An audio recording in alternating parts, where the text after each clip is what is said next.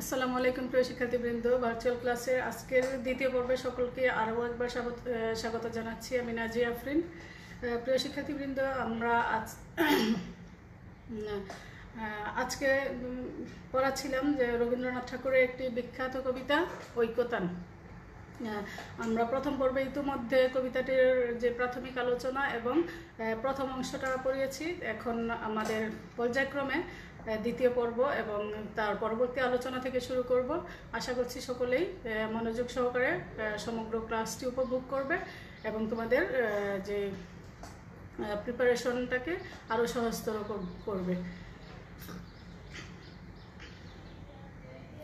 তো প্রিয় শিক্ষার্থীবৃন্দ, আমরা ঐকতান কবিতার শুরুতে দেখেছি যে কবি এখানে নিজের জীবনের শেষ পর্যায়ে এসে তার যে অপূর্ণতা, তার যে ব্যর্থতার কথাগুলো অকপটে সরল ভঙ্গিমায় প্রকাশ করছিলেন।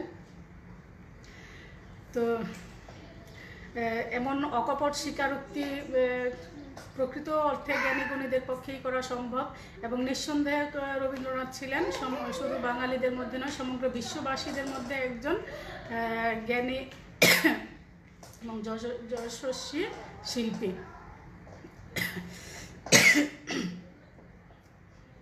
তো প্রিয় শিক্ষার্থীবৃন্দ, চলো আমরা আর কথা না বাড়িয়ে আমরা কবিতার পরবর্তী অংশ থেকে আলোচনা শুরু করি। আমরা প্রথম পর্বের শেষ পর্যায়ে দেখেছিলাম যে কবি যে শ্রমজীবী মানুষদের কথা বলছিলেন, সেই শ্রমজীবী মানুষের দুঃখ বর্ণনা করছিলেন, তাদের দেখছিলেন, তাদের জানছিলেন, সবই ঠিক আছে, কিন্তু সেখানেও তিনি একটা ব্যর্থতা খুঁজে পেয়েছিলেন যে তাদের দেখলেও তিনি সর্বত্র খুব ভালোভাবে উপলব্ধি করতে পারেননি, কারণ তাকে এতটা উঁচু মঞ্চে বসিয়ে রাখা হয়েছে যেখান থেকে তিনি চাইলেও কি সেই সমান্তরালভাবে দেখার মধ্যে যে প্রকৃত গভীরভাবে উপলব্ধি করা সম্ভব, উঁচু মঞ্চে বসে সেটা করা সম্ভব নয়। এই ব্যর্থতাটাকেই কবি ভালোভাবে প্রকাশ করতে চেয়েছিলেন। তো অতি ক্ষুদ্র অংশে তার সম্মানের চিরনির্বাসনে সমাজের উচ্চ মঞ্চে বসেছি সংকীর্ণ বাতায়নে, অর্থাৎ এত উঁচু জায়গায় তাকে বসিয়ে দেওয়া হয়েছে এবং জানালাটা হচ্ছে ছোট, বাতায়ন মানে হচ্ছে জানালা, অর্থাৎ উঁচু থেকে দেখার যে পথটা সেটা এতটা প্রশস্ত ছিল না যেখান থেকে সব কিছু দেখা সম্ভব, তাই তার পক্ষে সব কিছু ভালোভাবে দেখা সম্ভব হয়নি। হ্যাঁ, তো মাঝে মাঝে গেছি আমি উপাড়ার প্রাঙ্গণের ধারে, ভিতরে প্রবেশ করি সে শক্তি ছিল না একেবারে। হ্যাঁ, তো কবি মাঝে মাঝে তাদের মাঝখানে যেই শ্রমজীবী মানুষদের কথা বলছিলেন, যা জেলে, তাঁতি, চাষি, তাদের হয়ে কথা বলছিলেন, তাদের দেখেছিলেন, বরং তাদেরকে দূর থেকেই দেখেছিলেন, তাদের পাড়া দিয়ে হেঁটে গেছেন, কিন্তু তাদের ঘরে প্রবেশ করার শক্তি তার মধ্যে ছিল না। এই শক্তিটাকেই তিনি এই শক্তিহীনতাটাকেই তিনি ব্যর্থতা বলেছেন, যে শুধু দূর থেকে তাদের দেখে গেছেন এবং দূর থেকে কোনো কিছু বর্ণনা করা অতটাও সহজসাধ্য হয় না এবং অতটা নিখুঁত হয় না যতটা তার কাছে গিয়ে পাশে বসে উপলব্ধি করে বর্ণনা করা হয়। সেই বলার মতো দূর থেকে বলার ভাষা সেরকম হয় না। জীবনে জীবন যোগ করা না হলে কৃত্রিম পণ্যে ব্যর্থ হয় গানের পসরা, অর্থাৎ একটি জীবনের সঙ্গে আরেকটি জীবনের যখন সংযোগ সাধিত হবে তখনই কিন্তু তার যে গানের পসরা, তিনি গানে যা বলতে চাচ্ছেন, যাদের কথা বলছেন সেটা কি ভালোভাবে বলা হয়। এবং যদি দূর থেকে জীবনের সঙ্গে জীবন যোগ না করে দূর থেকে দেখেই তিনি কি করতেন, বর্ণনা করেন, তাহলে সেখানে যে অনেক অভিজ্ঞতা, অনেক অনুভূতি বাদ থেকে যায়। তাই আমি মেনে নিই সে নিন্দার কথা, আমার সুরের অপূর্ণতা। এবং কবির যে এইরকম ব্যর্থতা ছিল, সেই ব্যর্থতার কথা কিন্তু কবি বারবার স্বীকারও করেছেন, যে তাকে যদি এখন কেউ সেই অপূর্ণতার কথা বলে খোঁটা দেয় কিংবা তুচ্ছ করে যে তার বলা সঠিক হয়নি, যথার্থ হয়নি, এই কথাটা তিনি মেনে নেবেন, কারণ তিনি নিজেই স্বীকার করে নিয়েছেন যে আমার বলার মধ্যে গ্যাপ থেকে যেতে পারে, কারণ আমি সেটা স্বচক্ষে দেখলেও এত দূর থেকে দেখেছি যেটা দেখার জন্য প্রকৃতভাবে সমস্তটা বোঝার জন্য যথেষ্ট ছিল না, দূর থেকে বুঝে। এই জন্যই যদিও যতটুকু দেখেছে ততটুকুই তিনি বর্ণনা করেছেন এবং এই দেখাটাই যথেষ্ট ছিল না, তো বর্ণনা কিভাবে যথেষ্ট হবে। আমার কবিতা জানি আমি, গেলেও বিচিত্র পথে হয় না সে সর্বত্রগামী। কবি জানেন যে তার যে লেখা, তার যে বলা, তিনি যাদের হয়ে কবিতা লেখেন, যাদের হয়ে বলেন, কথা বলেন, সেই কবিতাটা বিচিত্র পথে যায়, মানে বিচিত্র জনের কথা বলেন। বিচিত্র জন এবং সর্বজন কিন্তু একই কথা নয়। বিচিত্র জন অনেককে, আমরা যদি বলি অনেকের কাছেই আমি গিয়েছি, অনেকের কাছে যাওয়া আর সবার কাছে যাওয়া সেটা কিন্তু এক কথা নয়, তাই না? তো অনেকের কাছে হতেও পারে যে আমি অর্ধেকের প্রায় বেশি জনের কাছেই গিয়েছি, কিন্তু সেটা সর্বত্র জন নয়। সর্বত্র জনের কাছে না গেলে সেখানে কি আমার যে আমি যেটা জানতে চাচ্ছি সেই জানাটা ব্যর্থ হবে। আমি কোনো একটা সম্প্রদায় সম্পর্কে জানতে গেলে শুধু যদি আমি 60% লোকের কাছেও যাই, সেই যে বাকি 40% থাকবে তাদের মধ্যেও কিন্তু অনেক নানান বিচিত্র ধরনের অভিজ্ঞতা, বিচিত্র জটিলতা থাকতে পারে, যেটা আমার জানা হয়নি। শুধু 60% লোককে জানার মধ্য দিয়ে সব কিছু জানা সম্ভব নয়। তাই কবি বলেছেন যে আমার কবিতা জানি আমি, গেলেও সর্বত্র পথে হয় না সে বিচিত্রগামী, গেলেও বিচিত্র পথে হয় নাই সে সর্বত্র জ্ঞান। মানে তার কবিতা অনেকের কাছে গেলেও, মানে অনেকের কথা বললেও সবার কথা বলতে পারে না, কারণ তিনি সবার কাছে যেতেই পারেননি, সবাইকে বুঝতেই পারেননি। কৃষাণের জীবনের শরিক যে জন, কর্মে ও কথায় সত্য আত্মীয়তা করেছে অর্জন। যে আছে মাটির কাছাকাছি, সে কবির বাণী লাগি কান পেতে আছে। এই যে কবি এতক্ষণ নিজের ব্যর্থতার কথা বলছিলেন, যে তিনি যেটা পারেননি, তিনি চেয়েছিলেন এমন একজন কবির আবির্ভাব ঘটুক যে যিনি সকলের কাছে, তিনি এতক্ষণ ধরে যেই সব মানুষের কথা বলছিলেন, যেসব মানুষের হয়ে কথা বলা, যেসব মানুষের দুঃখ দুর্দশা বর্ণনার কথা বলছিলেন, তাদেরকে যেখান থেকে দেখেছেন, তিনি এখন চান যে পরবর্তীতে এমন কেউ আসুক, এমন কেউ যে কিনা সেই সব লোকদের কথা বলবে যাদের কথা তিনি এতক্ষণ বলতে চেয়েছেন কিন্তু বলতে পারেননি, যে ব্যর্থতার কারণে সেটা যেন পরবর্তী কবির মধ্যে সেই ব্যর্থতাটা না থাকে। তখন কারণ তিনি চেয়েছেন যে কৃষক কষ্ট করে কৃষকের দুঃখ বর্ণনা করছেন দূর থেকে দেখে, সেই কৃষকের দুঃখ বর্ণনা করতে পারেন সেই কৃষকের মাঝে থেকে। অর্থাৎ যে কৃষকের দারিদ্র্য বর্ণনা করতে গেলে আমরা দূর থেকে দেখি কৃষক পরিশ্রম করছে, সেই পরিশ্রমের বর্ণনা যথার্থ হয় না। যখন আমি নিজে সেই কৃষকের সঙ্গে হাতে হাত মিলিয়ে, কাঁধে কাঁধ মিলিয়ে সেই কাজটি করব, তখনই কিন্তু আমার সেই কাজ করার প্রকৃত অনুভূতিটা আমার মধ্যে কাজ করবে। এবং সেই প্রকৃত অনুভূতি থেকে নিজের মধ্যে কোনো সত্যকে ধারণ না করলে সেই সত্য সম্পর্কে বর্ণনা করা যায় না, সেটা যত বড় সত্যই হোক। আগে নিজের মধ্যে প্রকৃতভাবে বাস্তবিকতার মধ্য দিয়ে সেই সত্যটা উপলব্ধি করতে হবে, তখনই কি তার মধ্যে তিনি সেই বলাটা যথার্থভাবে বলতে পারবেন, তার বলার মধ্যে আর কোনো গ্যাপ থাকবে না।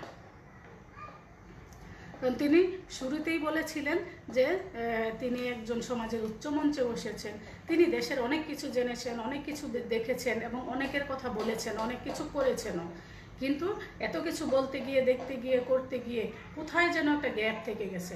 হ্যাঁ, আমি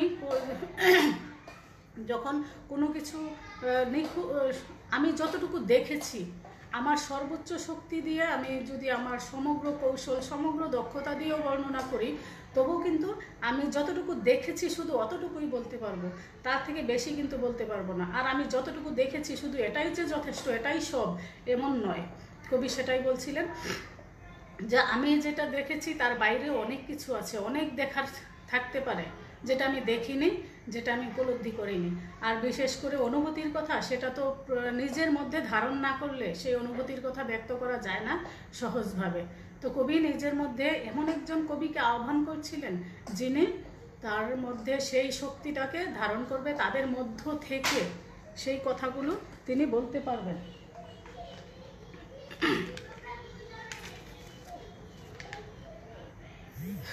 যে আছে মাটির কাছাকাছি, সে কবির বাণী লাগি কান পেতে আছি। যে এমন একজন কেউ আসবে যে সেই মাটির কাছাকাছি থেকে মাটির কথা বলবে।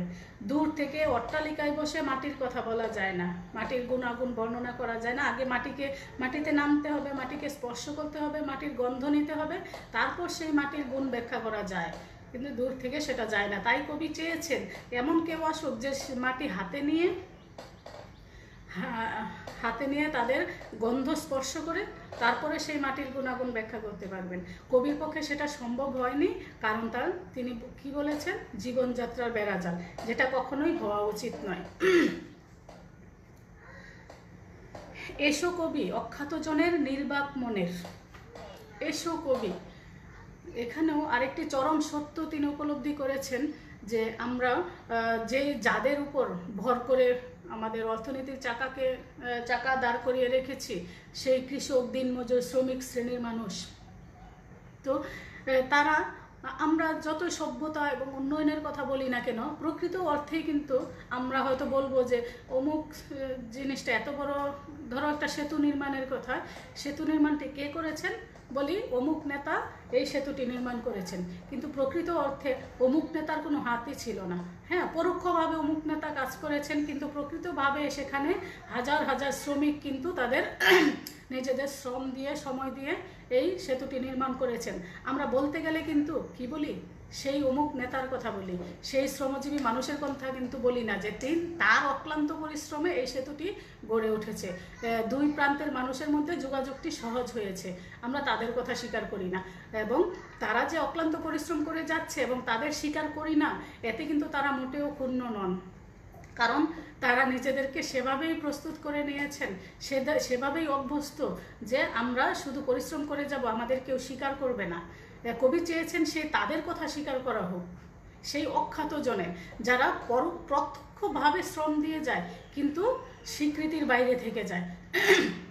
কবি বলেছেন কিন্তু এই যে নির্বাক মনের, নির্বাক মানে কি, বাকহীন, যারা কথা বলতে পারে না, তারা কিন্তু জানে না যে তারা সভ্যতায় কত বড় ভূমিকা রাখছে, যে তাদের হাত দিয়ে এই সেতুটি নির্মাণ না হলে হতো দুই প্রান্তের মানুষের সঙ্গে একটা আজীবন দ্বন্দ্ব রেশ থেকে যেত, তাদের মধ্যে সংযোগ বিচ্ছিন্নতায় অনেক সভ্যতায় গড়ে উঠতো না, অনেক কিছুই সহজ হতো না।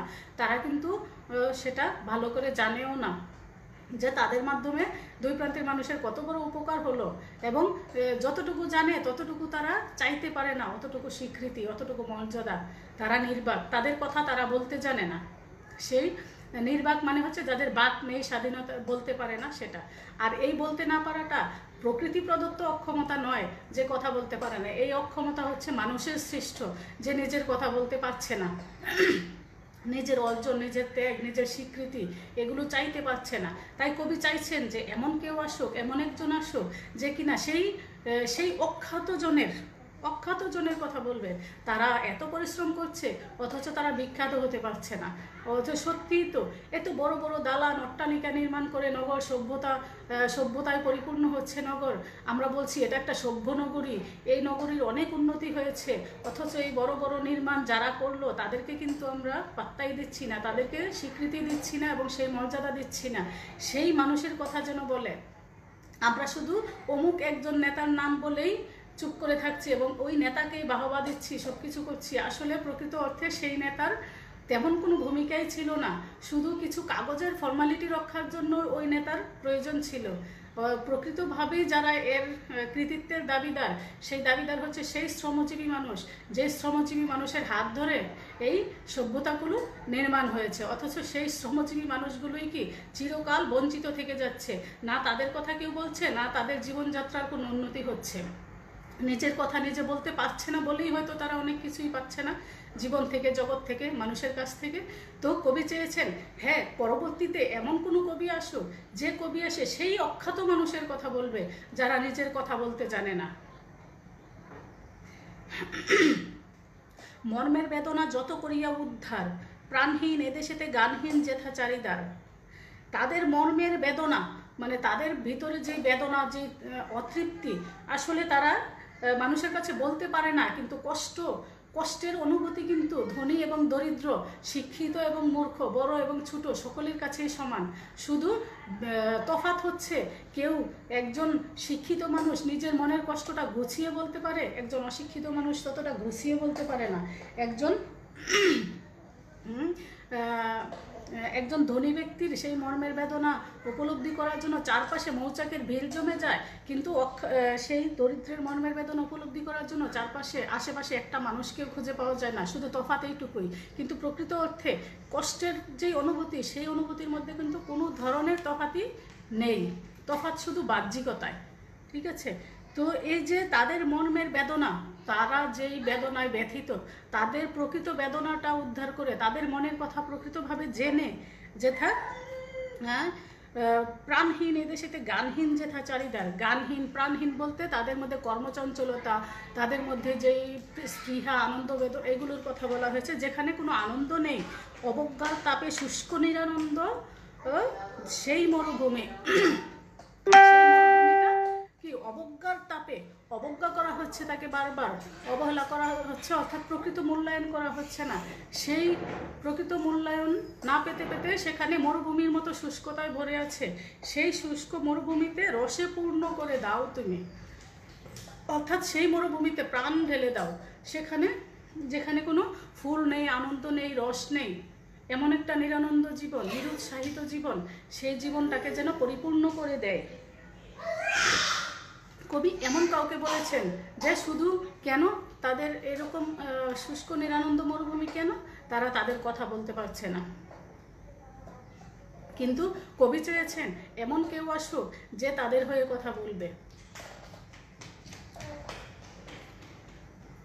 অন্তরে যে উৎস তার আছে আপনারই, তাই তুমি দাও তো উদ্বারি।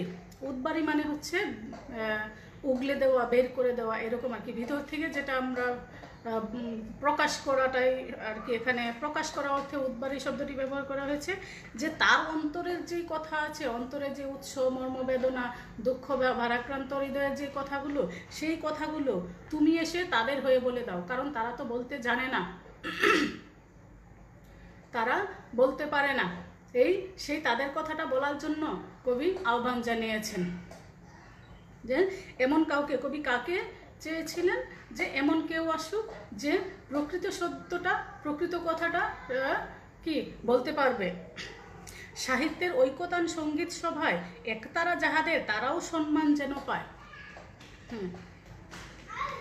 হ্যাঁ, এখানে দেখো আরেকটি গুরুত্বপূর্ণ কথা, যে সাহিত্যের ঐকতান সঙ্গীত সভায় আমরা কখনো কখনো আমরা কিন্তু মানুষের কথা বলি, আমরা সঙ্গীত সৃষ্টি এগুলোর পুজো করি, চর্চা করি, তাই না, এগুলিকে মূল্যায়ন করি, কিন্তু যেখানে আমরা বড় বড় শিল্পী যারা আছে, ব্যান্ড শিল্পী, পপ শিল্পী, এদেরকে কিন্তু জড়ো করে মাঝে মাঝে বড় বড় পুরস্কার প্রদান করে তাদেরকে উৎসাহিত করে থাকি। কিন্তু এই যে মাটির কাছাকাছি বাউল, একজন বাউল একতারা হাত দিয়ে যারা দেশে দেশে হেঁটে হেঁটে গ্রামের পথে পথে গান গায়, তাদের সুরের মধ্যে কিন্তু কোনো অপূর্ণতা নেই, বরং তারা খালি গলায় মন খুলে যে প্রাণের কথা বলে, সেই কথার মধ্যে তাদের সেই সঙ্গীতে আমরা মুগ্ধ হই, কিন্তু তাদেরকে সেভাবে, তাদের কথা কিন্তু প্রাণের কথা বলে, মাটির কথা বলে, সত্যের কথা বলে, অথচ তাদেরকে আমরা মূল্যায়ন করি না, তাদের হয়ে আমরা কথা বলতে পারি না। সঙ্গীত সভা করে আমরা বড় বড় শিল্পীদের মর্যাদা দেই, পুরস্কার ঘোষণা করি, তাদের নামে পুরস্কার উৎসর্গ করি, কিন্তু সেই পথে হেঁটে হেঁটে যারা মাটির মানুষের কথা বলছে, তাদেরকে কিন্তু আমরা সেই সঙ্গীত সভায় কোনো মর্যাদাই দিচ্ছি না, সেই সঙ্গীত সভায় আমন্ত্রণই জানাচ্ছি না।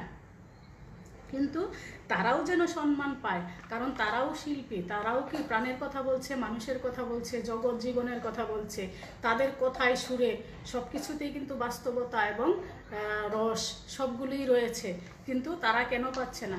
কারণ তাদেরকে তারা মাটির কাছাকাছি মানুষের হয়ে কথা বলার মতো সেই মানুষ এখনো তৈরি হয়নি, এজন্যই তারা কি সেই মর্যাদাটুকু পাচ্ছে না। মুখ যারা দুঃখে সুখে, নতশির স্তব্ধ যারা বিশ্বের সম্মুখে, ওগো গুণে কাছে থেকে দূরে যারা, তাহাদের বাণী যেন শুনি।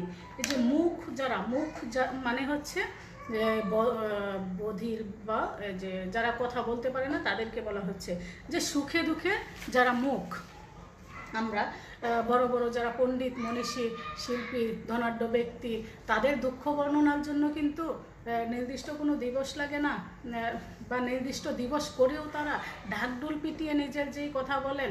এই যে যারা প্রকৃত অর্থে যে শ্রমিক এবং যাদের শ্রমে আমরা ভর করে আমরা প্রতি মুহূর্তে বেঁচে আছি, জাতের উপর ভিত্তি করে, তারা কিন্তু অর্থাৎ প্রকৃত দাবিদার, প্রকৃত সভ্যতার দাবিদার যারা, যাদের হাত ধরে এই যে কৃষক, শ্রমিক, তাঁতি, জেলে, এগুলো আমরা বড় বড় মাছ খাই, সেই মাছগুলো কারা ধরছে? জেলেকে কিন্তু আমরা স্মরণ করি না। অর্থাৎ কিন্তু বাজারে গেলে আমরা সবচেয়ে বড় মাছটার প্রতি আকৃষ্ট হই এবং সবচেয়ে বড় মাছটা কিনতে পেরে আমরা গর্ববোধ করি, যার বাজারে সব থেকে বড় মাছটা আমি কিনেছি। কিন্তু সেই বড় মাছটা যিনি ধরে আনলেন তাকে কিন্তু আমরা স্মরণও করি না, স্মরণ করার প্রয়োজনই বোধ করি না। আমাদের গর্ব হচ্ছে আমরা মাছটার পেছনে যথেষ্ট অর্থ খরচ করতে পেরেছি, কিন্তু যারা এত বড় মাছটা আমাদের জন্য এনে হাজির করেছেন তাদেরকে আমরা স্মরণ করার প্রয়োজন বোধ করি না। তো সেই যে কিন্তু তাদেরও কিন্তু দুঃখ আছে, তাদেরও দারিদ্র আছে, তাদের মনে কষ্ট আছে বলার। তো সেই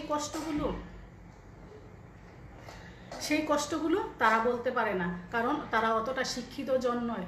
এবং সবচেয়ে বড় কথা হচ্ছে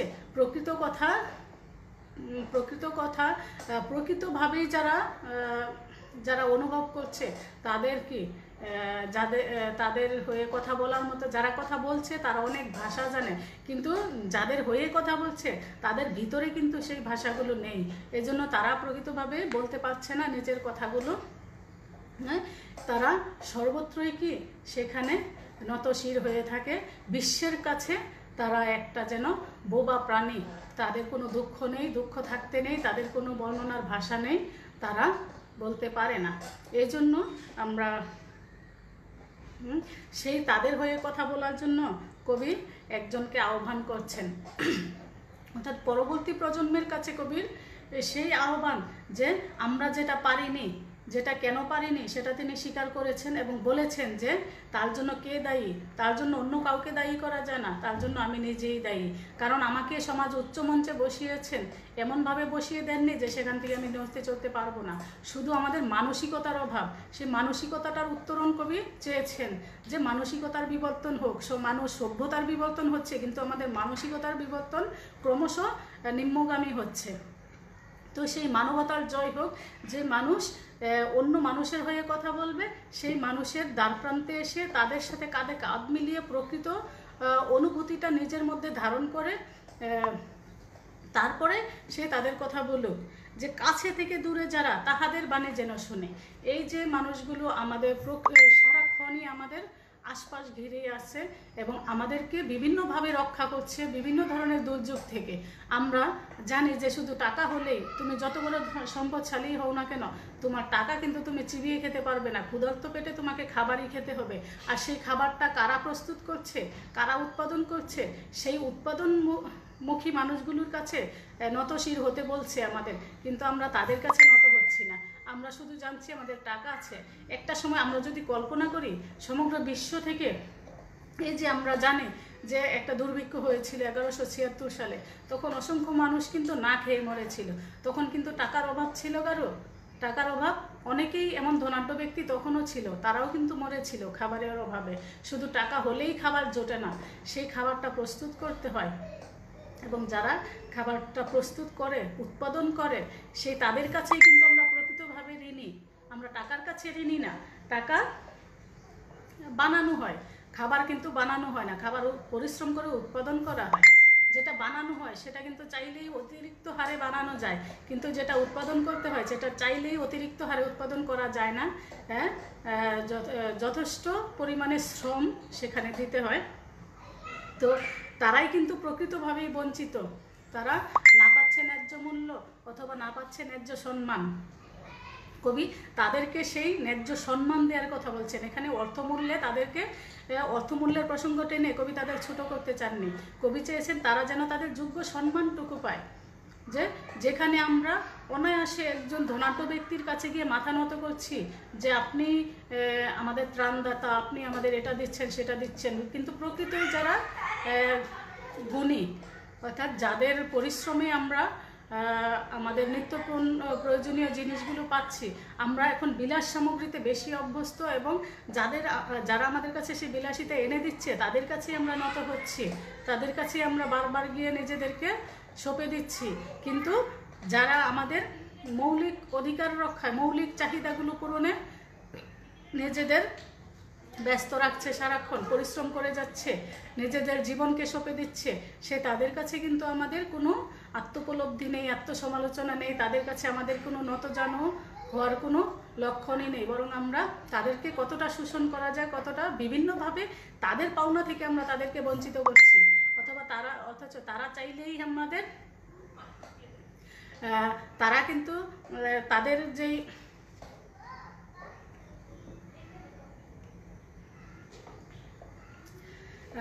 তো তাদের জন্যই আমরা খেয়ে বেঁচে আছি, আমরা সভ্যতার বড়াই করতে পারছি, আমরা আমাদের সভ্যতার উপর ভর করে আছি। যেমন একজন মুচি যদি জুতো সেলাই না করতো, জুতো তৈরি না করতো, তাহলে আমাদেরকে কিন্তু খালি পায়ে চড়তে হতো, তাই না? অথচ সেই মুচিকে আমরা কি করছি, মুচিকে মুচির বাচ্চা, মুচি একটা নিম্ন শ্রেণীর বলে তাদের উল্লেখ করছি। অথচ সেই মুচির জন্যই কিন্তু আমরা ভদ্র বেশ ধারণ করতে পারছি, আমরা সেই মুচির কাছে কৃতজ্ঞতা প্রকাশ করছি না। একজন চাষি, যিনি আমাদের, যার চাষের কারণে আমাদের পেটের অন্ন জোগাড় হচ্ছে, সেই চাষিকেও আমরা বলতে চাচ্ছি না যে চাষার বাচ্চা, অর্থাৎ চাষার বাচ্চা বলে নিম্ন শ্রেণী, এখানে নিম্ন শ্রেণী বোঝানোর জন্য চাষার বাচ্চা বলে আমরা তাদেরকে গালি দিচ্ছি, তাই না? তাদেরকে সেই সম্মান দেওয়ার জন্য নয়, যে একজন চাষা কিভাবে আমাদের মৌলিক অভাবগুলো, মৌলিক প্রয়োজনগুলোকে পূরণ করছে, এই জন্যই কবি এদের কথা বলছে। অথচ সেই চাষার বাচ্চা কিন্তু নির্দ্বিধায় আমাদের সেই বকা হজম করে নত শির হয়ে আমাদের সামনে বসে আছে, কারণ তারা এটা প্রকৃতির কাছে মেনে নিয়েছে, যে প্রকৃতির কাছে তারা এটাই পাও না, তাদের যে সম্মান থাকতে পারে এ কথাই তারা ভুলে গেছে, বা হতে পারে এ কথাই তারা জানে না যে তাদের সম্মান পাও না।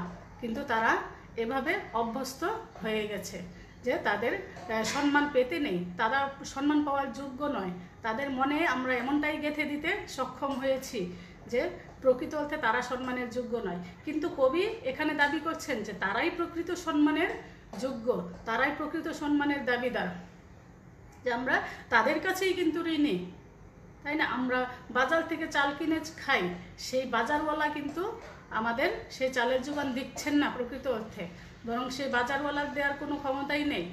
যদি চাষি একযুগে সমগ্র চাষাবাদ বন্ধ করে দেয়, এবং এটা তারা করবে না, চাষারা অতি মহৎ এবং মহান, তারা নিজেদের কথা না বললেও, নিজেরা চিরকাল লাঞ্ছনার শিকার হলেও তারা কখনোই মানুষের জন্য উৎপাদনকে বন্ধ করে দিবেন না। এটাই চাষাদের মহত্ব। কবি তাদের জয়গান করতে বলেছেন এবং তাদের হয়ে, তাদের জন্য কিছু করতে বলেছেন, যেটা দূর থেকে নয়।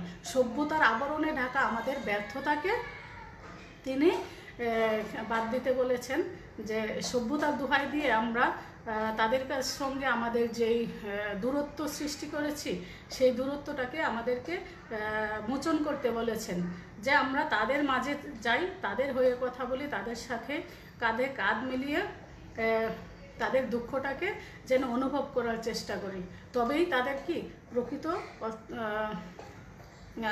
প্রকৃতভাবে তাদেরকে আমাদের উপলব্ধি করা সম্ভব হবে। আর যখনই আমরা প্রকৃতভাবে উপলব্ধি করতে পারবো তাদের কষ্টটা, তখনই তাদের প্রতি আমাদের সম্মান মন থেকে তৈরি হবে, দূর থেকে কোনো বই পড়ে নয়, ঠিক আছে? আর বই পড়ে যে জ্ঞান, কবিতার শুরুতে বলেছিলেন যে পৃথিবীতে এত বড় দেশে, এত বড় দেশ এবং এত কীর্তি রয়েছে, সকল কীর্তি আমাদের দেখা হয়ে গেছে, সকল কীর্তি দেখার মধ্যেও কোথাও যে গ্যাপ রয়ে গেছে, সেই গ্যাপগুলো আমরা বই পড়ে পূরণ করি, কোথাও চিত্র দেখে বর্ণনা করি, কিন্তু সকল গ্যাপ বই পড়ে চিত্র দেখে বর্ণনা করা সম্ভব হয় না।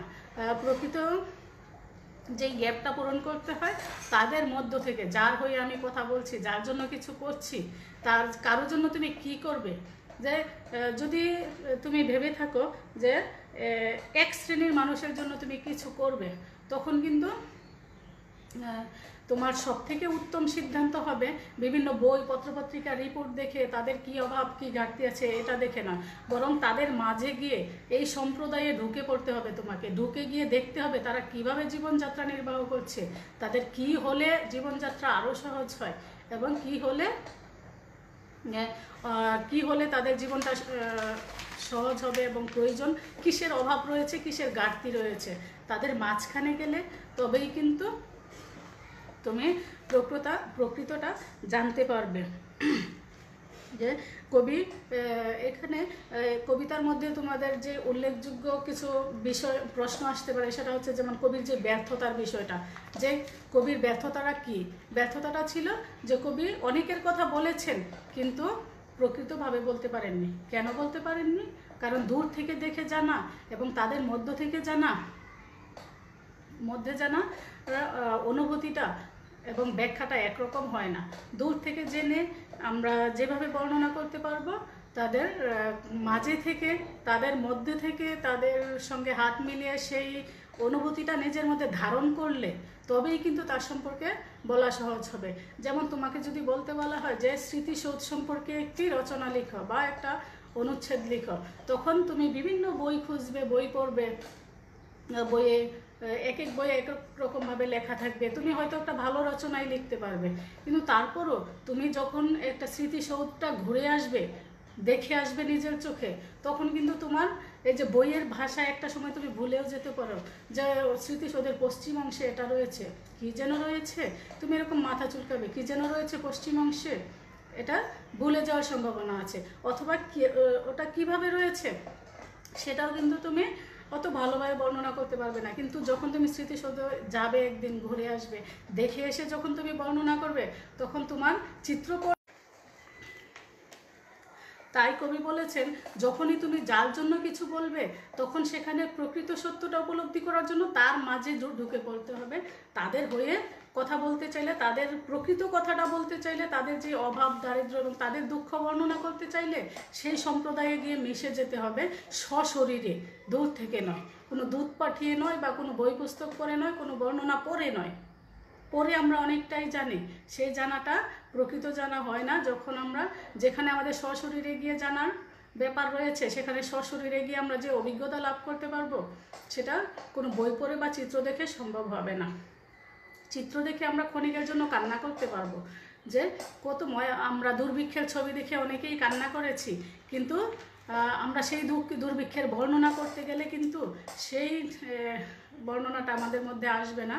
যারা দুর্ভিক্ষে প্রকৃতই না খেতে পেয়ে মারা গেছে, তাদের জিজ্ঞেস করলে হয়তো তারা প্রকৃতটা বলতে পারতো যে দুর্ভিক্ষে অনাহারের মৃত্যু কীরকম বা অনাহারের যন্ত্রণা কীরকম, তাই না? যদি তুমি কোনো অনাহারের সম্পর্কে বর্ণনা করতে চাও যে অনাহারের জীবনযাত্রা কীরকম হয়, তখন নিজেকে অন্তত 3 দিন না খেয়ে থাকতে হবে।